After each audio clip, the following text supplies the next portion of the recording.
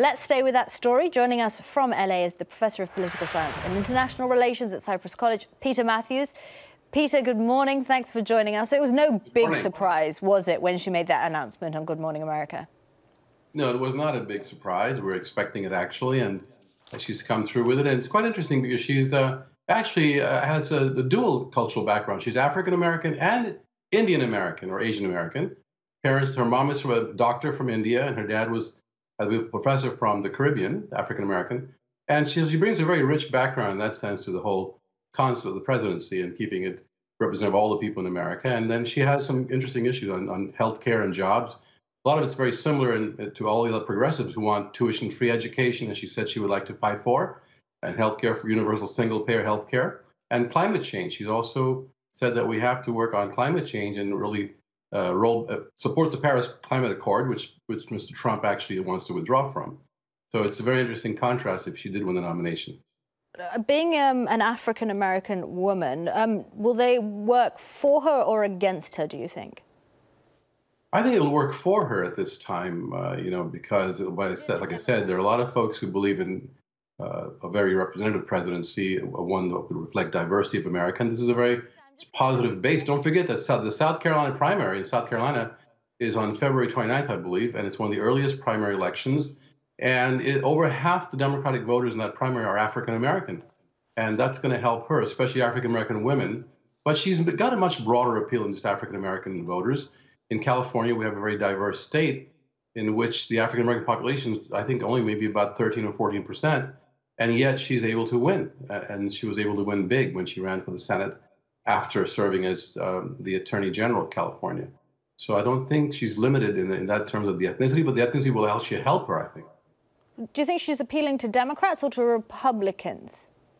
She's appealing to Democrats, and the thing is, she was more moderate on some issues, and she's been, people criticize her for being tougher on crime than she should have been, in the sense that her policies resulted in more people being imprisoned, according to the numbers, but she did, in fact, always emphasize that she's for strong policing, but also community-based policing, balanced policing, where there wouldn't be any police brutality and malfeasance, but the community can actually have their own members serve on the police force and have more of a balanced view of criminal justice. But many people said she's a bit conservative on criminal justice, which has resulted in more incarcerations. So that's one of the negatives as far as the progressives and the liberals would be concerned. But in general, she's taken very liberal positions, more so than when she first started out, actually. That's quite interesting to see how she made a transition. Why? And that'll do. Why, Peter, do you think? I think that many of these candidates, Kirsten Gillibrand is announced, for example, and several others, Tulsi Gabbard, other than Elizabeth Warren, the other three women have actually moved more to the left than what they were. I think looking at the progressive wave that was generated by Bernie Sanders back in 2016. See, Bernie brought issues up to the forefront, such as single-payer Medicare for all healthcare, tuition-free college, that was never really brought to the mainstream of the Democratic Party before that. So once he did that, and the national consciousness support in the polls is very high for those two top issues of progressive left people. And so some of the other candidates have come along, and the only weakness they may be seen as is they may be seen as possibly Johnny-come-latelys on some of this. But I think she's moved to the left possibly because of the fact that she has to appeal in the primaries to a more left-oriented Democratic voter base. Do you think she will? She's got this huge base of support in California, but is that going to translate into winning the nomination when it comes to the rest of the country?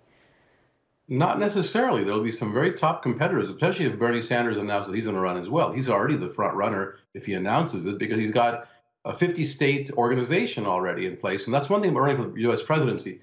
He's not like running for the Senate or the House, where you can actually appeal to voters across the board in a broad sweep on television. In presidency, you have to have organized people down on the ground in every single state that you're targeting.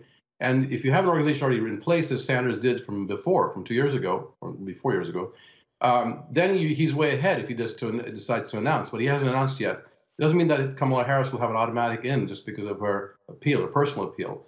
And so we'll have to see what happens when other people announce in the next month or so. Peter Mathews, thanks a lot. I'm sure it's not the last time we're going to be discussing Kamala Harris. Thanks a lot.